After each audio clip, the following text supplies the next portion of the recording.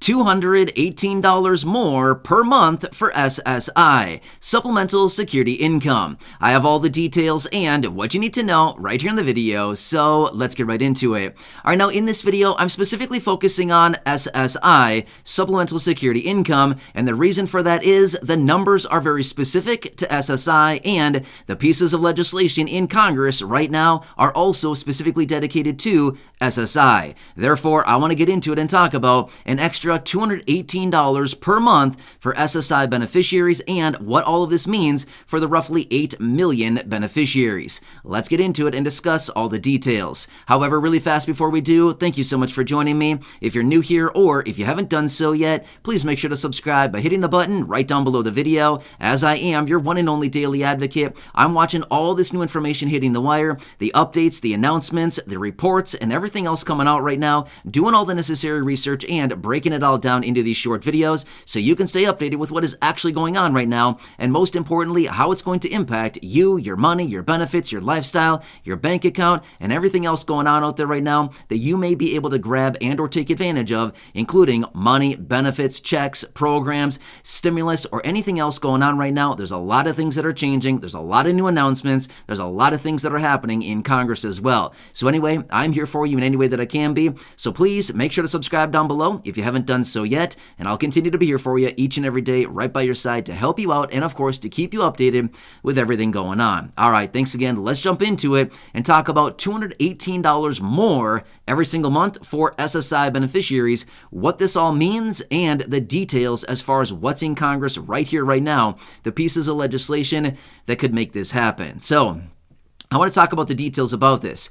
So as of right now, we know that the SSI benefit in 2023 is $914. That is going to be the maximum benefit in 2023 for SSI beneficiaries. Not bad. A $73 per month raise above what they were in 2022 of $841, right? Again, not a bad raise. That's pretty nice. However, here's the problem.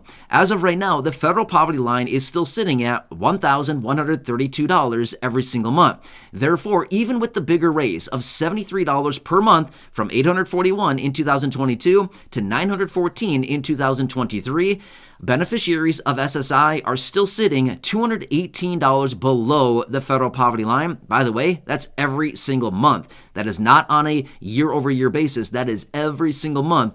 SSI beneficiaries are falling behind by $218. So as a result of that, to bring SSI benefits up to the federal poverty line, they would actually need to be increased yet again from where benefits are currently going to be in 2023 from $914 per month, adding another $218 per month to bring those benefits up to at least the federal poverty line, which is $1,132 every single month, which is exactly what a lot of lawmakers want, as they've actually written this up in legislation and they've drafted different letters to actually get a bunch of co-sponsors on this to bring benefits for SSI beneficiaries, again, about 8 million people, at least up to the federal poverty line. Now, this is a hot button issue. This is something that's been circling around Congress for quite a while now. They've been talking about it, but unfortunately, they haven't really gotten a whole lot done about this. But this is something that's very important because let me tell you this much. A new report that was just released is showing 40 million Americans are living in poverty right now in the United States.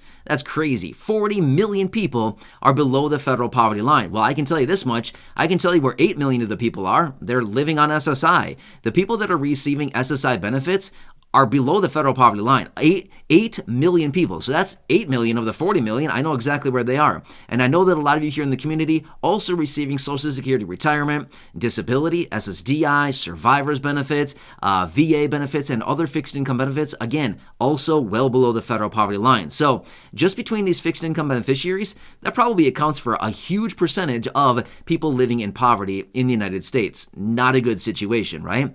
Well, get this as well.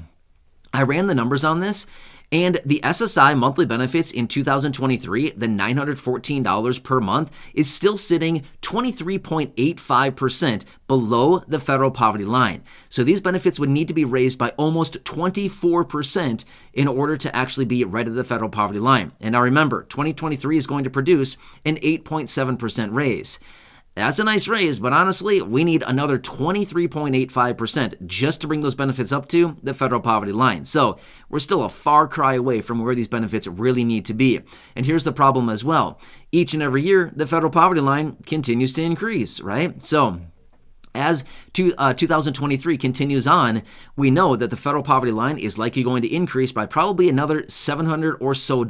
Again, give or take a few dollars, but again, it's going to increase probably around the $14,300 range is where the federal poverty line will be in 2023 once it gets updated again. So we can see the goalposts keep getting pushed further and further back. Meanwhile, are your benefits raising to keep up with that? I think we all know the answer. Not really. A little bit because of the COLA, the annual cost of living adjustment, but for the most part, nope, benefits are not really keeping up with that, right? So, tough situation. However, let me point one silver lining out right now.